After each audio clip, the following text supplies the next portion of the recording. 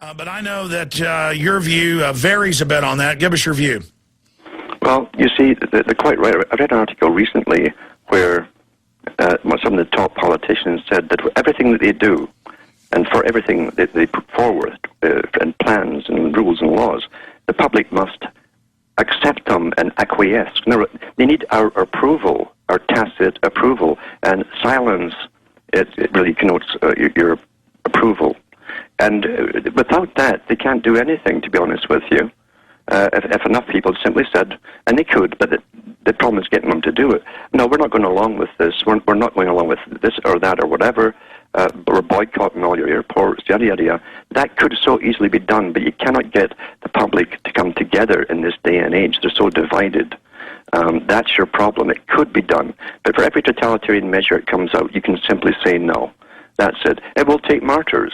There's never been a change in history to get out of under the boots of tyranny that did not take martyrs going to prison for saying no. I'm not going along with that. You're not going to do this in some nice hygienic way. Believe you me, it's not going to happen. And it's not going to happen by pleading with them either, because these guys have got too much to look forward to. They've been planning for hundreds of years. They don't plan to change it and turn around and be nice to us. These are monsters at the top who literally see, like H.G. Wells, he knew darn well about the killing of millions in Russia and the Ukraine with the Soviets, and he thought it was a good thing. He saw the same thing coming across the Western world towards the end of the millennium into the new. He says we'd have to kill off millions and millions of young people as well, because they're all fertile, basically, and that would simply have to be done, very matter-of-factly. These guys are monsters, and but at the same time, for every law, and the minor laws too that they put out to tax you, and carbon taxes and all the rest of it, you must say, okay, and when you sign that tax form, you're acquiescing to them. And that's pretty well all you have left at the moment, is to change yourself and say, no, okay, I'll suffer and take the consequences.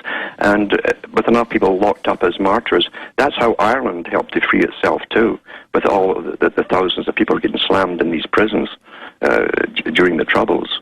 And notice, though, Alan, that how they tried to pass the EU the first time, then they passed it the second time. Ireland was this panacea of great, wealth, and then overnight, oh, you're bankrupt now. Foreign bankers are taking you over. And the head of their central bank admitted, he said, foreigners now rule us. I think that's good. I mean, so in your face. Well, the Russian mafia moved in on block. A whole lot of them, a lot to LA, and the rest ran off to places in Europe. But Ireland was a big place because they were getting lots of grants from the EU, and of course the mafia was in there like a shot. And when the Russian mafia accumulated all the dirty deeds and fake bonds and all the rest of it, they ran off with the loot and helped bankrupt the country.